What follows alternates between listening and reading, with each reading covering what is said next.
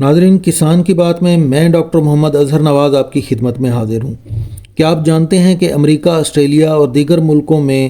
باغبان حضرات شہد کی مکھی کے چھتے کرائے پر لے کر اپنے باغوں میں کیوں رکھتے ہیں؟ کیا وجہ ہے؟ کیا کنوں کی پولینیشن کے لیے شہد کی مکھی کا ہونا ضروری ہے یا اس کے بغیر بھی پولینیشن ہو سکتی ہے؟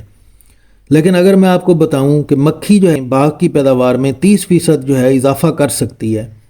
لیکن اصل مسئلہ کہاں پہ ہے؟ ہم خود ہی جو ہے ایک خاص ٹائم پہ غلط طریقے سے اور غلط سپرے کر کے مکھی کو باغ سے ختم کر دیتے ہیں، مکھی کو اپنے باغ سے بھگا دیتے ہیں۔ اس ویڈیو میں ہم جانیں گے کہ سٹرسیلا اور تیلے وغیرہ کو بھی ہم کیسے کنٹرول کر لیں اور مکھی کو بھی کوئی نقصان نہ پہنچے۔ تو ناظرین، اس ویڈیو کو ضرور لائک کریں اور دیگر دوستوں کے ساتھ شیئر بھی کر دیں، اور اگر ابھی تک آپ نے ہمارا چینل سبسکرائب نہیں کیا تو ہمارے چینل کو سبسکرائب کر لیں۔ اور ہم نے آپ کی سہولت کے لیے کسان کی بات کے نام سے ایک واٹس ایپ گروپ جو ہے وہ بھی بنا دیا ہے، اس کا لنک جو ہے وہ ڈسکرپشن میں موجود ہے۔ اگر آپ ہمارا گروپ جوائن کرنا چاہتے ہیں تو اس لنک کو کلک کر کے آپ ہمارے واٹس ایپ گروپ کو جوائن کر سکتے ہیں۔ جی ناظرین، دنیا میں شہد کے چھتے جو ہے وہ $50 فی چھتا کرائے پر لے کر، یعنی $50 سے مراد ہے کہ تقریباً 13,000 روپے جو ہے وہ ماہانہ کرایہ پے کیا جاتا ہے ایک چھتے کا، اور ان کو باغوں میں رکھا جاتا ہے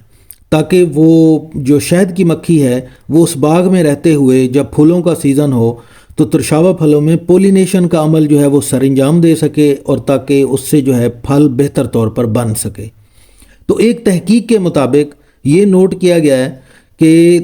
شہد کی مکھی اگر موجود ہو، اس کے چھتے باغ کے اندر رکھے گئے ہوں تو پیداوار جو ہے وہ 24% تک بڑھ سکتی ہے۔ اسی طرح پھل کا سائز جو ہے اس میں 15% تک اضافہ ہو سکتا ہے، اور پھل کا سائز بڑھنے سے اس فروٹ کا جو مارکیٹ میں اوسط ریٹ ہے اس میں 20% تک اضافہ ہو سکتا ہے۔ اسی طرح ایک اور رپورٹ کے مطابق شہد کی مکھی کی موجودگی پیداوار کو 30% تک بڑھا سکتی ہے۔ اب اگر ہم پاکستان کے حوالے سے اور خاص طور پر ہمارے جو کنوں کے باغات ہیں اس حوالے سے اگر ہم بات کریں، اب پاکستان میں یہ چھتے کرائے پر لینے کا تو رواج نہیں ہے، لیکن ہم کم از کم اتنا تو کر سکتے ہیں کہ ہمارے باغ کے اندر جو شہد کے چھتے موجود ہیں، جو شہد کی مکھی وہاں پر گھر بنا کے اپنے بیٹھی ہوئی ہے، یا ہمارے باغ کے ارد گرد جو ہے درختوں پہ، بڑے درختوں پہ موجود ہیں، ہم اس کو بچا تو سکتے ہیں، اس مکھی کے لیے مسائل تو کم کر سکتے ہیں تاکہ اس کو کم سے کم نقصان پہنچائیں، وہ ہمارے باغوں میں جو ہے وزٹ کرے اور یہاں پر پولینیشن کا عمل جو ہے وہ کر سکے۔ تو ناظرین، آگے چل کے ہم یہ بھی دیکھیں گے کہ کیا کنوں کے اندر جو ہے شہد کی مکھی بہت ضروری ہے، اس کے بغیر پولینیشن ہو سکتی ہے یا نہیں ہو سکتی۔ لیکن ساتھ ساتھ جو ہے ہم سپرے جو کر رہے ہوتے ہیں یہ شہد کی مکھی کو نقصان پہنچاتے ہیں، جبکہ سپرے کرنا ہماری مجبوری ہے، کیونکہ باغ کے اوپر جو ہے وہ تیلے کا اور سٹرسیلے کا حملہ ختم ہونے میں نہیں آتا، تو ہمیں مجبور ہو کر سپرے کرنا پڑتا ہے۔ تو ہمارے پاس جو ہے ایک ایسا حل موجود ہے کہ ہم سپرے بھی کر لیں گے، یہ تیلے کو اور سٹرسیلا کو بھی کنٹرول کر لیں گے، اور مکھی کو بھی ہم بچا سکتے ہیں۔ تو اسی بات کو ہم سمجھتے ہیں کہ یہ کام کیسے کیا جا سکتا ہے۔ تو اس کے لیے ایک تو ہم یہ کر سکتے ہیں کہ ہم پھول کھلنے سے پہلے، جیسے ہی جو ہے پھوٹ شروع ہوتی ہے اور پھولوں کی ڈوڈیاں بنتی ہیں، پھول جو ہے وہ ابھی بند ہوتے ہیں، اس ٹائم پہ اگر ہم ایک اچھا سا جو ہے وہ فنجی سائیڈ کا اور انسیکٹی سائیڈ کا سپرے کر لیں تو اس سے ہمیں اگلے 15-20 دن کے لیے، 25 دن کے لیے ہمیں جو ہے یہ کیڑوں سے، تیلے سے، سٹرسیلا سے نجات مل جاتی ہے۔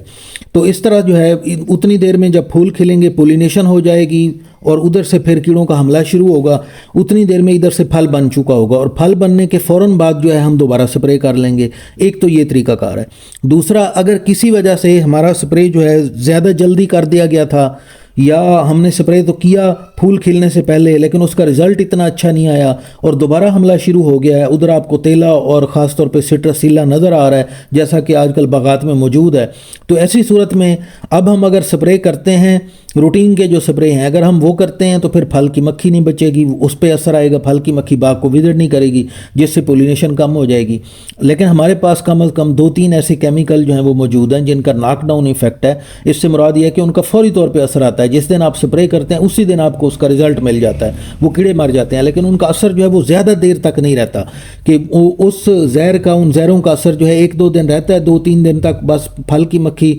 میکسیمم 2 دن اس کو باغ کو وزٹ نہیں کرے کرے گی اس کے بعد جو ہے وہ دوبارہ وزٹ کرنا شروع کر دیتی ہے. تو وہ کون سے زہر ہیں؟ ان میں جناب ایک جو ہے تھایامیتھاکسام ہے، اس کا آپ سپرے کر سکتے ہیں. دوسرا جو ہے وہ ڈائی نوٹیفیرون ہے. ان دونوں کا سٹرسیلا پہ اور ایفڈ پہ کنٹرول بھی بہت اچھا ہے، اور یہ نسبتاً جو ہے شہد کی مکھی کے لیے بہتر بھی ہیں، محفوظ بھی ہیں، کیونکہ ان کا اثر جو ہے وہ تھوڑی دیر کے لیے رہتا ہے، لانگ لاسٹنگ نہیں ہے. جبکہ اس کے مقابلے میں اگر آپ بائیفینتھرین، پولوٹرین سی یا ایبامیکٹن یا ایمامیکٹن یا سائپرمیتھرین اس طرح کی کسی دوائی کا یا ان کے مکسچر کا آپ سپرے کرتے ہیں تو ان کا لانگ لاسٹنگ امپیکٹ ہے. اب آپ نے ان کو مکسچر میں یا اکیلے کہیں سپرے کر دیا پھولوں کے اوپر تو مکھی آپ کے باغ میں کم از کم 7-8 دن 10 دن باغ کے اندر نہیں گھسے گی، مکھی نہیں آئے گی، تو پھر پولینیشن والا عمل متاثر ہوگا اور آپ کے باغ میں جو ہے وہ پھل میں کمی آ سکتی ہے، پھل کم بنے گا. تو اس لیے